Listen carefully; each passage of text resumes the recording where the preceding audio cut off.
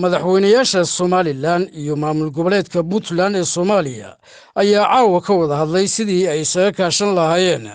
qaboojinta dagaal khasaare badan sababay oo laba beelood ku dhex maray duleedka magaalada Garowe ee caasimadda maamulka Puntland. dagaalka labada beelood dhex maray oo la sheegay in uu bilowmay subaxnimadii saaka ayaa la isku gabaldhacsaday, waxaana ka dhashay khasaare badan oo dhimasho iyo dhaawacba isugu jira. waxaana dagaalku uu u dhexeeya laba beelood oo ka soo kala jeeda gobollada Sool iyo Nugaal. dagaalka ayaa la sheegay in subaxnimadii saaka uu ka bilowmay tuulada Saaxmaygaag oo ka tirsan degmada Boocame ee gobolka Sool iyo deegaanka Birta Dheer oo ka tirsan gobolka Nugaal ee maamul goboleedka Puntland, halkaasi oo ah xuduudka u dhexeeya gobollada Sool iyo Nugaal. waxaana dagaalka saaka qarxay ka horreeyay weerar ay gudaha Somaliland toddobaadkii hore ku soo qaadeen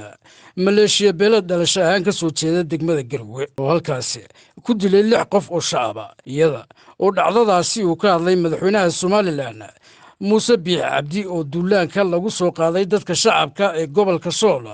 ku eedeeyay maamul goboleedka Puntland iyo dowladda uu hogaamiyo madaxweynaha dowladda federaalka Soomaaliya Maxamed Cabdilaahi Farmaajo. wasiirka arrimaha gudaha iyo amniga ee Somaliland Maxamed Kaahin Axmed ayaa sheegay in ay khadka telefoonka ku wada xiriireen madaxweyne Muuse Biixi Cabdi iyo madaxweyne Siciid Cabdullaahi Deni, isla markaana ay ka wada hadleen sidii loo damin lahaa colaadaasi.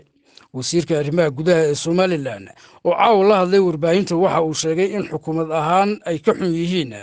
dagaalka dhex maray labada beelood iyo khasaaraha ka dhashay, isla markaana ay ka shaqaynayaan sidii loo joojin lahaa dagaalkaasi.